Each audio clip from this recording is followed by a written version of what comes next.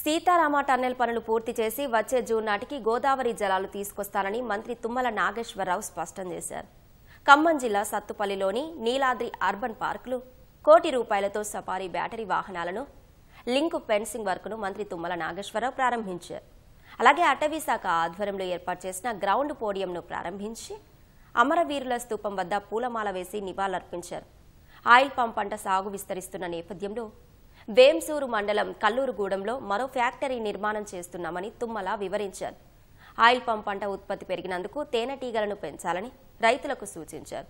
తనకు రాజకీయ జన్మనిచ్చిన సత్తుపల్లి అభివృద్ధిని మరవనని మంత్రి తుమ్మల భావోద్వేగంతో మాట్లాడారు.